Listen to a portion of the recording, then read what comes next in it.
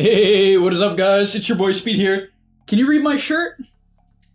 Alright, take a guess, guys, in the comments. Did I run a 5K, a 10K, or a half marathon recently? Take your guesses. But in today's video, we're going to be going over the do's and don'ts of patch... What is even the name of this patch? It was so unmemorable. 7.37e. There were some major changes. There were a few. And I definitely want to cover them here today. So we're going to go over 5 heroes that you should consider picking now, and 5 heroes you shouldn't pick now. I stayed away from just saying like, oh, Alk is still good, or Dragonite is still OP, like, oh, this was like the best carry of the patch and it got untouched, you should still pick it. I stayed away from that. I'm going into heroes that only have gotten changed significantly or at least slightly in this patch. So let's get into it. On top of that, go sign up to the Game League website, guys. I'm posting new content over there almost every day, and I'll see you there. Let's start with the don'ts, and yeah, I ranked them. So let's start off with number 5, and that's Pango. I still think Pango fills a lot of roles. This hero can be very good tempo. I think double jump Pango is honestly still fine. I think Thunderbolt Pango can still be extremely disruptive in teamfights, but what they did in the recent patch is they made him turn much slower with his Thunderbolt facet. So it's much harder to reliably chain stun people, and that's a big deal, right? This was the point of the facet. Now it doesn't feel useless. It's still very easy to chain stun people off walls, but yeah, being able to spin in a circle to chain stun was really convenient. Now you can't exactly do that. So Pango dropped about 2% win rate, and I already think this is not a great pub hero. People were kind of figuring out how to scale with it with like Diffusal into Ags, and that made it a better pub hero. But in general, now I'd stick away from Pango. I would lean towards other spirit heroes. Then we have Shadowfiend. Shadowfiend was a very meta hero for this patch. It paired very well with heroes like Ogre or Naga or Crystal Maiden in the laning stage. But now they nerfed it a lot. It dropped 3% in win rate in the last day, and what they did is they made its facet lasting presence, removed the stacks if you died. Previously, you would keep the stacks. You could die 1 for 1 in the lane, and then come back to lane with just bonus minus armor. It was really stupid. On top of that, the duration of it was reduced by 10 seconds, and I would say, least importantly, but still very importantly, Necromastery damage per soul was decreased from 1-3-4-5 to 1-2-3-4, so you get less damage with your level 2 Necromastery, which is obviously quite annoying. So yeah, in general, I would stay away from SF. I think he just mans up kind of poorly. His laning stage, it's all right. I think with very specific heroes, it's still good. Like Ogre SF is still a combo to be very scared of. And so it's not that I think this hero is completely dead, but if you don't have the right synergies, it's just not nearly OP enough to just kind of pick it. All right, coming in at number 3, we have Naga Siren, position 5. I already would have said don't pick this hero in the last patch, and now it's been nerfed very, very significantly. I just watched a full replay of Respect play Naga. I think he's on 1 win, and he made the hero look okay.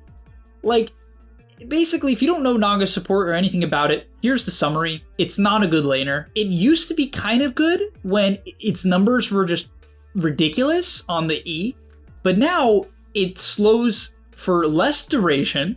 It costs 80 mana instead of 50, which is crazy high. That's nearly double for a hero that does not have a good mana pool. They nerfed the slow, so this ability is, I think they nerfed maybe the damage as well, and they might have even nerfed the cooldown at some point.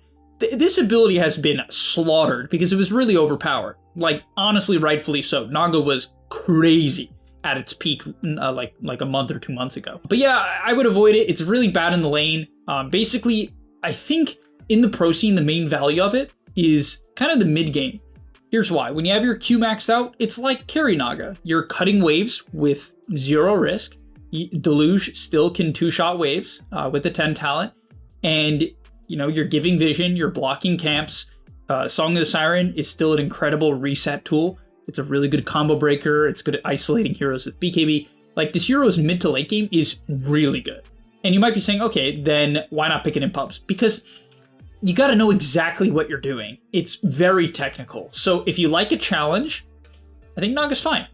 You just max your E, then you max your Q, you cut a lot of waves, you provide a lot of vision, you can block camps, you can stack 3 camps at the same time. This is an incredibly high skill ceiling hero. So if you want to put the time in, fine. Otherwise, completely avoid it. All right, getting into number 2, we have Tusk. Again, Tusk is a hero that tends to be terrible in average pubs. The scaling is just not there. The main scaling of Tusk as a hero is Snowball Save and Walrus Kick, the Ags. So if you do these things, yeah, it can scale okay, but the main thing that they did to this hero this patch is they made its laning way worse. So Bitter Chill now scales with Walrus Punch instead of Tag Team or Drinking Buddies. Basically, last patch, if you maxed your E, you would get 60 attack speed slow. Now, at level 7, instead of having 60 attack speed slow, you have 35, which is obviously not nearly as fun. Now, to be fair, I don't think the hero is unplayable at a high level because you still get 15 attack speed slow innately, right? Just from the lane, you get 15, and technically in the late game, it is better, but I don't think it's great. So I would just avoid Tusk. In terms of like melee force, to me, even though Bounty got nerfed, way prefer suggesting Bounty or Nyx Assassin. If you want to play melee force, those are the two heroes right now, hands down. All right, getting to the worst hero, one of the worst heroes of the patch now, and the most nerfed hero by far is Luna. I said it when I read the patch. Luna got slaughtered. This hero literally got slaughtered. The main thing is they just removed the 20 talent. So usually when they're nerfing talents, if there's a really broken talent, instead of removing it, unless it's a level 25 talent, but usually level 25 talents don't define heroes because it's hard to get to them. But with Luna, it was a level 20 talent. It was 2 Moonglaves fired on Lucent Beam. This talent was OP because with Conda, you would shoot 2 auto attacks that could crit with the Conda nuke. And they also nerfed Conda. It's cheaper, but I would say it's overall worse because it got nerfed pretty hard for only 100 gold cheaper, which gold is not exactly a problem for Luna. So they nerfed Conda. They removed the talent that defined the late game of the hero, and they nerfed her night vision and her 10 talent and her 15 talent. So this hero is just beyond terrible. It got absolutely shot. Like, honestly, pros kind of stopped picking it a little bit. I would say it was still good, definitely. It was very strong, but it went from like very, very strong to it's just unplayable. I would not touch Luna at all right now. It's, yeah, not good. Okay, let's get into the do's of the patch. First of all, we have OD. I don't have much to say. I think OD has been like solid in pubs for a while now. It scales very well. It's a very slow-paced hero, which is why in the pro scene you're not going to see it. It's just way too slow. Again, I always repeat this. These types of heroes just kind of thrive the lower you go, where they're just good in the mid to late game, and their lack of tempo doesn't get punished nearly as hard, right? So OD is just kind of one of those heroes. They just buffed it where it gets more max mana per int now, so it scales a little bit better, but nothing crazy. I don't think the hero's like OP now, but that's why it's number 5. Then we have Jug, kind of same thing. I think Jug is in the same boat of OD, where it was already a good pub hero, just does a lot of damage. You know, you hit the Mjolnir Ags timing and you deal a lot of damage. I mean, Jug's problem in high MMR is it's actually considered very bad early on. I think this hero is quite a terrible laner. Honestly, in high MMR, I see Jug as like an awful laner, and it doesn't farm very fast, and its late game is pretty kiteable. You have to like pair this hero with Shadow Demon or get a Nullifier on someone. Otherwise, Yules is a problem, Ghost is a problem, and Glimmer can be a problem. Solar, you don't like. At least you can kind of deal with it, you know? So if these things just aren't present, then Jug is better, and that's why, yeah, I think he's buffed now, quite significantly too. They made his spin 6-second cooldown less at level 1, then 4, then 2, then 0, so at max it's the same. I would have considered him maybe even good at high MMR if they dropped spin cooldown from like 18 to 14 or something like that, but they didn't do that, so yeah, number 4, Jug. Number 3, Undying. He only got 10 damage on Decay at all levels, so I can't really come out here and say like, wow, Undying is so great now, but here's one thing I will say. I think Undying was pretty bad against Luna, and I think he was very bad against Medusa. And Medusa got nerfed really hard in the recent patch. The only reason she's not on the don'ts is because she was a 56% win rate hero. She dropped the second most win rate, but a 52. It's like, okay, you can't really say don't pick a 52% win rate hero, especially considering I think Engorged Medusa is actually quite solid. However, they nerfed her outside of just the fast hit. Otherwise, she'd still be very, like, maybe 54% win rate. But yeah, Undying, I think this hero's been good. Honestly, I'm surprised it hasn't been picked more. I'm actually a real believer in Undying. I think the hero is just strictly underrated. Yeah, I think it just does a lot. Solid laner. I think Soul Rip Max is incredibly strong with the Ripped facet. I've been saying that for like 10 patch videos straight, that Ripped Undying is good. I think maxing Tombstone in games where they have a low attack speed is really powerful. I think you can use the gate very effectively. You can test runes quite well. You push waves fine, right? With Decay. Decay does more damage now. That's nice. So, you know, there's something to be said about that. Yeah, I think Undying is just fine. I think, unfortunately, this patch doesn't have very many, like, mega buffed heroes, so there isn't too much interesting for me to say. The other hero that maybe I considered putting, I guess this is more of an honorable mention, Brewmaster actually increased a lot in win rate due to, like, the int gain that they gave him. Funny enough. I don't think Brew is great, but its win rate is above 50, which is kind of shocking. Oh, and quickly, one more honorable mention. The most buffed hero, technically, of the patch was Kez. So if you're a Kez specialist, this was a big patch for you. If you're not a Kez specialist, I probably would suggest not playing it, but if you are, the hero is like way better after this patch. Okay, number 2 is Animage. He got a big buff this patch. 2 strength. Now, my first thing about AM is I don't like this hero. I really don't. Honestly, is it scary? Some games, yeah. Like, it's kind of a scary laner now because of this 2 strength. Like, it's quite a bit better at just manning up. This mana thirst facet also makes you a bit scarier in the lane. Like, you get damage when people run out of mana, and because of the strength, it's much easier to get them to that point. So yeah, I mean, that's all he got for this patch. But they also nerfed a bunch of other carries, right? And certain heroes that are really good against AM. Luna, Shadowfiend, these heroes destroy Animage. They are both nerfed. A lot of carries actually got nerfed. Funny enough, like the Jug buff, I would say AM is like kind of nice against Jug.